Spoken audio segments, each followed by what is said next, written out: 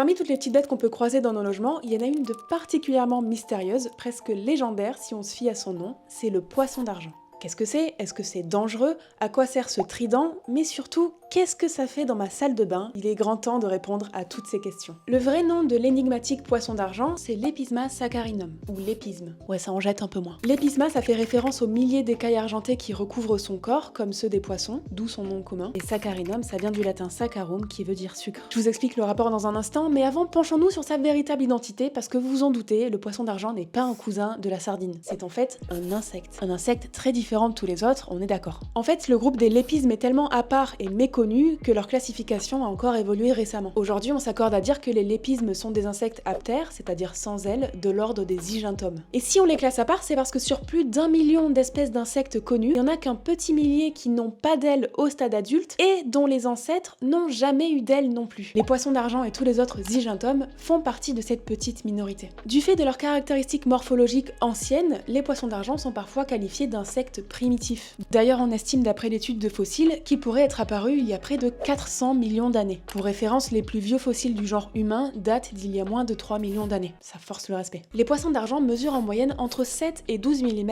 à l'âge adulte, sans tout ce qui dépasse, c'est-à-dire 6 pattes comme chez tous les insectes, 2 longues antennes à l'avant et le fameux trident à l'arrière. Il s'agit en fait de 2 cercles entre lesquels est disposé un filament caudal qu'on appelle l'épiprocte et dont on connaît pas encore bien la fonction mais qui ont sûrement un rôle sensoriel. Les poissons d'argent sont sourds, mais ils peuvent se reposer sur plein d'autres sens. Leurs yeux composés leur permettent de percevoir l'intensité lumineuse, et ils possèdent une grande quantité de récepteurs sensoriels sur leur corps et leurs antennes, qui leur permettent de ressentir des variations dans leur environnement, comme des courants d'air. Ils sont aussi capables de communiquer avec leurs congénères en déposant des phéromones qui, par contact, peuvent donner des informations comme l'emplacement d'une bonne cachette, d'une source de nourriture à proximité, ou d'un partenaire. Les poissons d'argent se retrouvent partout dans le monde et affectionnent particulièrement les endroits sombres et humides, que ce soit à l'extérieur sous les pierres, les écorces, dans les feuilles mortes ou le bois mort, mais aussi dans nos logements parce qu'il y a toujours un endroit qui reste à l'ombre et à l'humidité. Sous l'évier de la salle de bain, dans un carton de livres au grenier ou derrière une plinthe à la cuisine. Comme ils n'aiment pas du tout la lumière, c'est seulement à la nuit tombée qu'ils sortent pour chercher de la nourriture. Et ils mangent de tout. Ça peut être des poils d'animaux, de la poussière, des minuscules morceaux d'aliments qu'on fait tomber pendant les repas, mais avec quand même une préférence pour tout ce qui contient des sucres complexes comme l'amidon ou la cellulose, d'où le nom de l'espèce Saccharinum. Donc par exemple des miettes de pain, le papier des livres, des journaux, la colle des papiers peints ou de certains tapis. Et s'il y a rien de tout ça,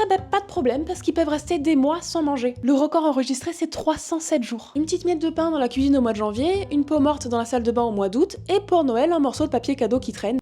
Le festin. Et il faut croire que ce train de vie d'ascètes, ça leur réussit parce qu'ils vivent en moyenne 3 à 4 ans, pour peu qu'ils croisent pas un de leurs prédateurs. Certains rapportent des durées de vie allant même jusqu'à 8 ans, mais c'est probablement moins dans nos logements, parce que les températures élevées accélèrent leur cycle et donc écourtent leur durée de vie. Pour ceux qui ont regardé la vidéo précédente, le mode de reproduction du poisson d'argent va vous rappeler celui de la scutigère véloce, puisque le mâle et la femelle commencent par se tapoter les antennes en les faisant vibrer et en remuant leur abdomen et leur cerque, puis le mâle file une soie en forme de Y et il dépose un spermatophore contenant sa semence. La femelle détecte le fil de soie qui va la guider jusqu'au spermatophore qu'elle récupère dans ses voies génitales pour féconder ses œufs. La femelle pondra par la suite ses œufs dans une petite crevasse et les jeunes ressemblent à une version miniature de leurs parents. Il leur faudra en moyenne 1 an et 6 à 7 mues pour atteindre le stade adulte, mais s'il fait vraiment froid ou que l'environnement est plutôt sec, ça peut prendre jusqu'à 2 ans, ce qui est particulièrement long comme développement pour un insecte. Et une fois adultes, ils continueront de muer régulièrement en grandissant un peu à chaque fois. Les poissons d'argent ne représentent aucun danger pour l'homme, mais en raison de leur régime alimentaire, s'ils se multiplient en trop grand nombre, ce qui demande des conditions particulières vu leur temps de croissance, ils peuvent faire des dégâts sur les livres, les tapisseries ou les photos par exemple. Mais si vous n'êtes pas bibliothécaire, archiviste, conservateur dans un musée ou joueur de Minecraft, vous n'avez rien à craindre des poissons d'argent. Si vous voulez en apprendre plus sur les petites bêtes, n'oubliez pas de vous abonner, prenez bien soin de vous, bisous!